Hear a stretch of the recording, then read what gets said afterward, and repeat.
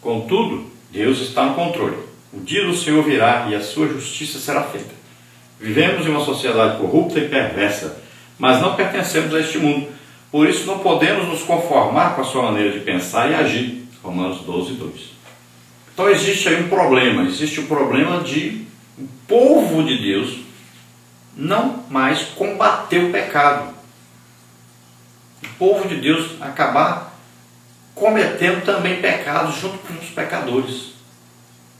Então aquele que vê o pecado, mas não combate o pecado, ele apenas acostuma-se com esse pecado. Então, o que vai acontecer? Esse pecado vai crescendo cada dia mais. O crente está na terra para ser o quê? Sal da terra, luz do mundo. Então nós temos que combater o pecado. Temos que lutar contra o pecado. As pessoas hoje olham o pecado e estão até gostando do pecado. Então as pessoas estão aí, quantos crentes estão assistindo novela e gostando do adultério? Quantas pessoas estão na internet e aí entrando em páginas pornográficas? Quantos crentes estão fazendo isso? Quantos crentes estão aí ajudando esses partidos que estão destruindo o nosso país? Quando você vota num partido desse que está destruindo o nosso país, você está participando do pecado deles. Então olha só, a nação está precisando de pessoas que assumam uma posição em Deus, combater o pecado, pregar o Evangelho, combater o reino das trevas, saber o que você está fazendo na terra. Você está aqui para ganhar almas.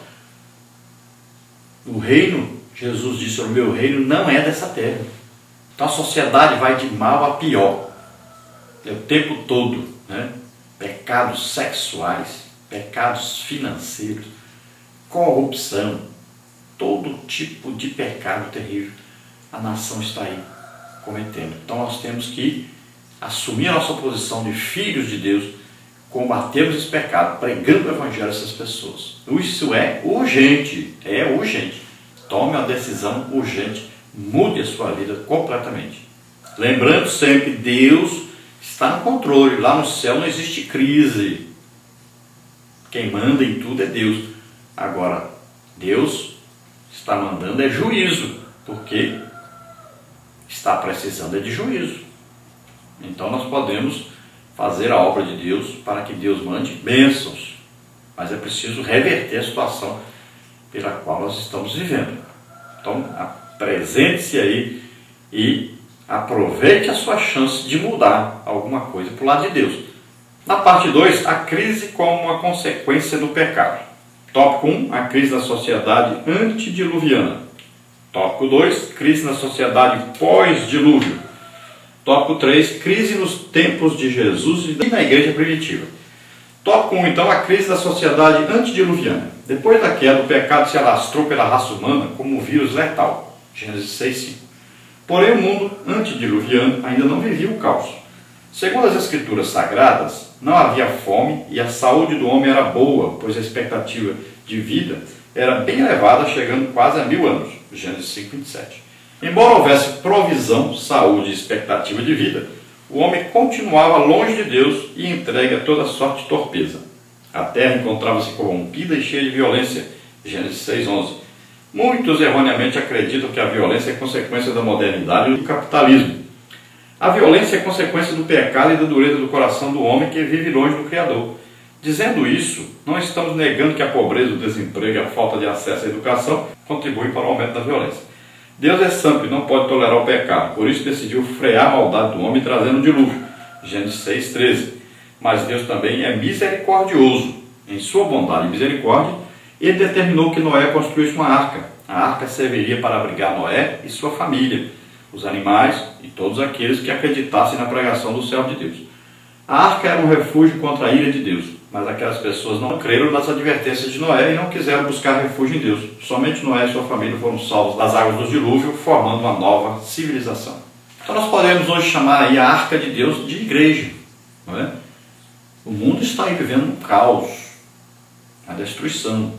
O juízo de Deus está aí sobre as pessoas que não querem saber de Deus, querem viver de qualquer maneira, vivendo pecado sobre pecado. Mas existe aí um povo de Deus. Então as pessoas têm para onde correr, tem para onde ir. Agora é preciso que haja a pregação a essas pessoas. Como elas ouvirão se não há quem pregue? E como essas pessoas vão pregar se não forem enviados? E como eles vão ser enviados se a igreja está pegando o dinheiro que é para enviar e está guardando esse dinheiro em fazendas, em carrões, em mansões? Como é que pode?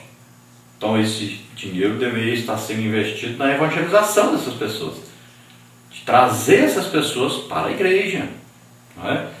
Então nós temos que ter noção disso. O caos existe, a crise existe, existe assim como existiu desde lá do Jardim do Éden, sempre existiu.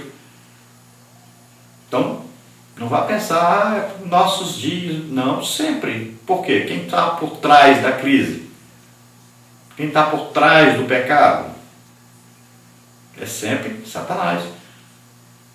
As pessoas se afastam de Deus. Quanto mais a pessoa se afasta de Deus, ele vai para o lado de Satanás. Quanto mais ele caminha para o lado de Satanás, mais em crise ele vai ficar. Talvez ele não fique em crise financeira, mas vai ficar em crise familiar, vai ficar em crise na saúde, algum tipo de crise ele vai enfrentar. Então veja bem, o certo é o quê?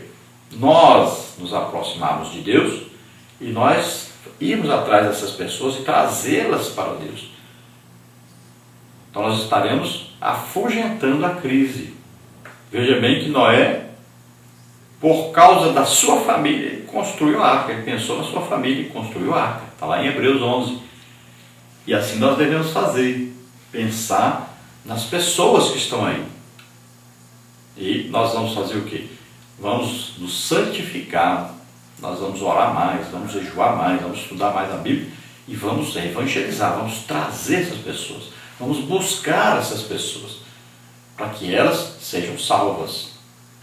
Toda essa crise, todos esses problemas sociais, né, problema de saúde, problema de corrupção, tudo isso é o quê? Comunhão com o pecado. A liderança está comprometida com o pecado. Liderança da igreja, liderança de políticos, liderança na saúde, liderança na educação. As lideranças estão comprometidas com o diabo e não com Deus. O problema é esse. Tópico 2, então, crise na sociedade pós-dilúvio. Noé repovoou a terra, porém o homem continuou com a semente do pecado em seu coração. Não demorou muito para a crueldade adentrar na casa do próprio Noé. O servo do Senhor plantou uma vinha, fez vinho e se embriagou. Gênesis 9, 20 e 21. Seu filho Cã, vendo o pai bêbado, expôs a sua nudez. Cã foi amaldiçoado por Noé. Gênesis 9, 25. Numa amostra clara de que o pecado traz maldição para a família e para a nação. Muitas vezes a crise é consequência do pecado. Os homens se estabeleceram na antiga planície da Suméria e não demorou muito para iniciar a construção de uma torre. Esse era um monumento para o engrandecimento do homem. Era a busca pelo poder. Muitos na atualidade estão construindo monumentos para si mesmos. Casas, carros importados, joias, roupas de grife, mas não ajudam aqueles que estão necessitados. Deus não se agradou desse projeto arrogante e fez com que cada um falasse uma língua diferente, dificultando o ajuntamento das pessoas em um só lugar. A sociedade pós-diluviana não se tornou melhor do que a antediluviana, pois a iniquidade humana continuou a crescer. Então aqui fala de duas crises, né? A crise na família de Noé e depois a crise no tempo da Torre de Babel. Então Noé se embriagou. Esse embriagamento de Noé trouxe consequência, né? O seu filho descobriu a nudez do pai, ao invés de ser reverente, foi irreverente. Então ali já trouxe o quê? Uma divisão na família e o pecado veio sobre eles e o pecado destruiu a comunhão da família, separou a família e trouxe aí a crise, tanto familiar, como a crise na existência do homem de sua época. Antes do dilúvio, existia um pecado terrível na terra. Veio o dilúvio para acabar com isso. Mas ao invés agora de começar tudo novo, em comunhão com Deus, sem divisão, sem crise, começou tudo de novo. Por quê? A semente do pecado estava lá, dentro do coração de Noé, dentro do coração dos seus filhos. Então foi passando de geração em geração. O pecado é assim, é uma semente maligna que vai passando de geração em geração. Noé não deixou de ser descendente de Adão, nem seus filhos. A semente estava lá dentro.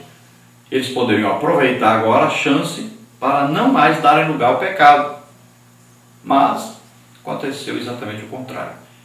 Então o pecado foi se alastrando novamente e corrompeu a terra. Quando chega na época da Torre de Babel ser construída, né? Qual a intenção dos homens? Vamos subir acima de tudo quanto é coisa, porque se Deus mandar um dilúvio de novo, nós estamos acima das águas, não vai atingir a gente. Uma rebeldia contra Deus e achando que poderia escapar do juízo de Deus. Então vamos pecar, fazer o que quiser. Se vier o juízo, nós temos para onde fugir aqui, nós não vamos mais ter juízo de Deus sobre nós. Mal sabendo o homem que chegando ali bem em cima, se eles conseguissem chegar bem em cima, lá não tinha nem ar para respirar, né? Eles nem sabiam disso. Mas era o quê? Uma rebeldia que havia ali. Deus então dividiu aquelas nações em línguas diferentes, dividiu aquelas pessoas para que eles fossem cada um para o seu lado, cada um arranjasse ali então um povo diferente, povoassem a terra, que era já a ordem de Deus desde o início da criação do homem. Então agora eles povoariam a terra, mas o problema é que o pecado acompanharia cada um e a crise estaria estabelecida em toda parte. Deus manda o juízo, esperando que os homens se consertem, mas os homens se consertam temporariamente, depois volta ao pecado de novo. O problema é esse. Então Deus separou os povos em línguas. Hoje Ele quer unir esse povo em língua. Numa língua só, que língua? Língua espiritual. O batismo do Espírito Santo vem unir as pessoas em torno de Deus. Veja só que coisa interessante. Lá foram várias línguas, dividiu as nações. Hoje, todos que aceitam Jesus como Senhor e Salvador devem buscar o batismo do Espírito Santo. São várias línguas, cada um falando uma língua diferente, mas isso traz o quê? A união. Olha só, corpo de Cristo na terra, união, igreja. O batismo vem para unir aqueles que querem Deus, aqueles que se entregaram realmente a Deus. Olha só que coisa tremenda. Mas o que está acontecendo? As pessoas não dão valor mais ao batismo do Espírito Santo, não estão buscando o batismo do Espírito Santo. Existem igrejas combatendo o batismo do Espírito Santo, não sabendo isso, que a solução para nós está exatamente nisso, em sermos unidos na busca pelo Espírito Santo, pela presença do Espírito Santo, pela direção do Espírito Santo. Não tem outra chance para a igreja. Se a igreja não se tornar realmente pentecostal, cheia do Espírito Santo, não tem chance da igreja sobreviver. Tópico 3, crise nos tempos de Jesus e na igreja primitiva. Jesus nasceu na terra de Israel, em uma região conhecida como Palestina. O Filho de Deus veio ao mundo em um tempo em que o Império Romano dominava Israel. A tensão política e a instabilidade social eram grandes. Era um tempo de crise política, social, moral e espiritual. Mas em meio às crises, a luz raiou dissipando as trevas e trazendo esperança para a humanidade. Nos dias de Jesus havia muitos pobres e necessitados. Por isso o mestre ensinava que era preciso cumprir o que fora dito pelo profeta Isaías, Isaías 58, 6 e 7. Não adiantava dizer que era um filho de Abraão, caso não desfizesse o jugo do oprimido e repartisse o pão com o faminto. Isso nos faz lembrar que a fé sem obras é morta. Tiago 2, 15 e 17. A igreja primitiva enfrentou uma terrível perseguição. Havia muitos necessitados, todavia os irmãos acudiam os pobres e necessitados. Em tempos de crise, os bens eram partilhados. Atos 4, 34 e 35.